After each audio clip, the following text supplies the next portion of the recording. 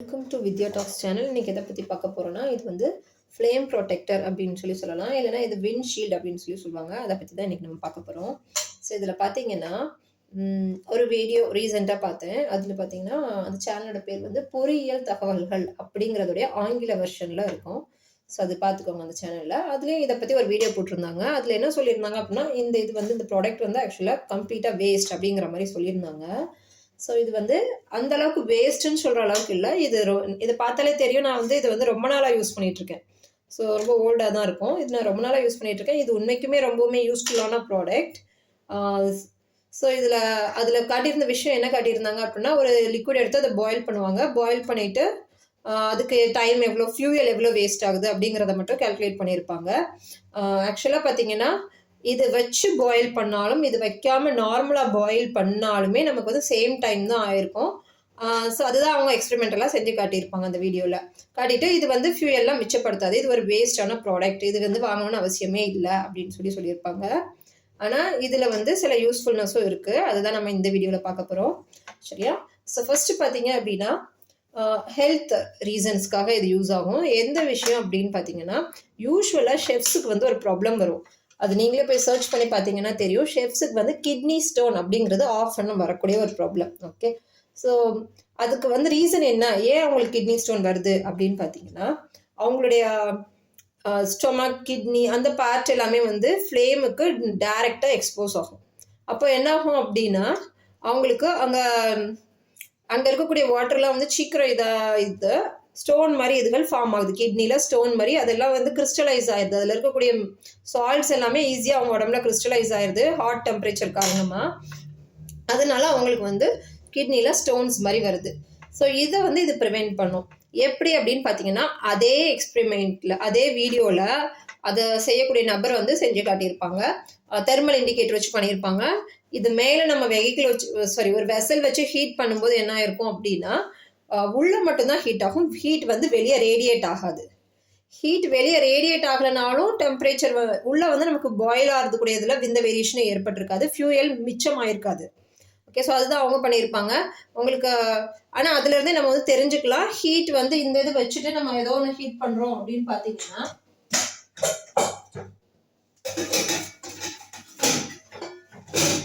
ஏதோ ஒரு வெசல் வச்சு நம்ம ஹீட் பண்ணிட்டு இருக்கோம்னு வச்சுக்கோங்களேன். ஸோ அப்போ வந்து என்ன ஆகும் அப்படின்னா, ஹீட் வந்து இந்த அவுட்டர் கவரிங் இருக்கு இல்லையா, இதுக்குள்ளேயே தான் தங்கிரும். ஹீட்டை வந்து இது ஹோல்டு பண்ணுது. பட் அந்த ஹீட்டை வந்து வெளியே விடலை. அதனால உங்களுக்கு டெம்பரேச்சர் வந்து வெளியே வந்து லோவாக தான் இருக்கும். தெர்மல் இண்டிகேட்டர் வச்சு பார்த்தீங்கன்னா டெம்பரேச்சர் லோவாக இருக்கும். பட் உள்ளே வந்து அந்த ஹீட் வந்து ரீடைன் ஆகிருக்கும்.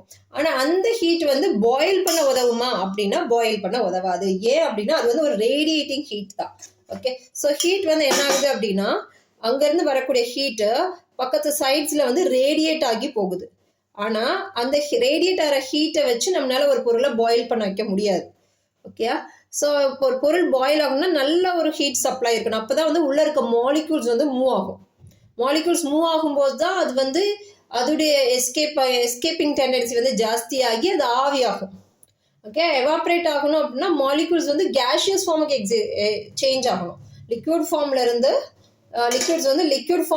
கேஷியஸ் ஃபார்முக்கு மாறும்போது தான் நமக்கு என்ன நடக்கும்னா, பாயிலிங் நடக்குது, அந்த வாட்டர் லெவல் டிக்ரீஸ் ஆகுது. ஸோ இதுக்கு வந்து ஹை டெம்பரேச்சர் தேவைப்படும்.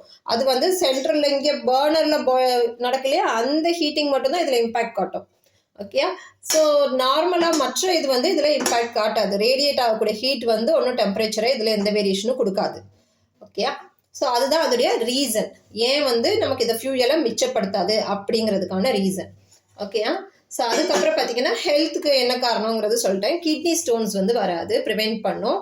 பிகாஸ் இது வந்து ரேடியேட்டிங் ஹீட்டை வந்து உள்ளே அப்சர்வ் பண்ணி இது மட்டும் ஹீட் ஆகும், வெளியே வராதுங்கிறதுனால நமக்கு அந்த கிட்னி ஸ்டோன்ஸை வந்து மினிமைஸ் பண்ணும்.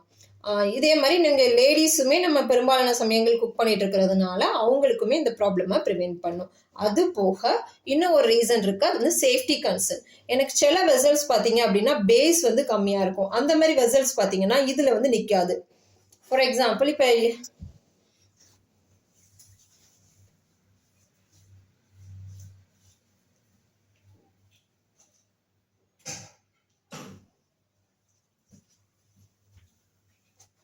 இந்த வெசல்லாம் பார்த்தீங்க அப்படின்னா எனக்கு வந்து நார்மலாக இருக்கும்போது சரியும் மூவ் ஆகும்.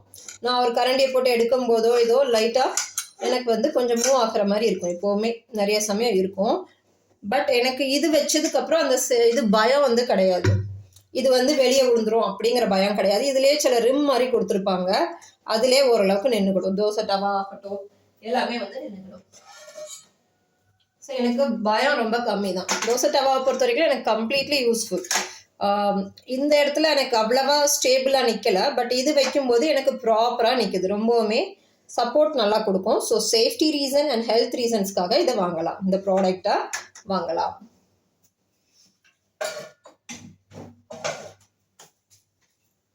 அண்ட் நான் இந்த ப்ராடக்ட் எதுவும் நான் சேல் பண்ணவும் இல்லை. எனக்கு இதில் சேல்ஸ்லலாம் ஒன்றும் இன்வால்வ் ஆகலை. ஐ ஆம் அ கெமிஸ்ட். நான் வந்து பேசிக்கலாக கெமிஸ்ட்ரி படித்தவங்க.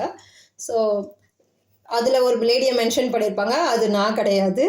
நான் வந்து ஜஸ்ட் ஒரு கெமிஸ்ட்ரி லெக்சரராக ஒர்க் பண்ணவா. இப்போ I was just explaining this to you. Okay, thanks for listening. Thank you. இதே மாதிரி பயனுள்ள தகவல்களை தெரிஞ்சுக்கிட எங்களோட சேனலை லைக் பண்ணுங்கள், ஷேர் பண்ணுங்கள், சப்ஸ்கிரைப் பண்ணுங்கள். தேங்க்யூ.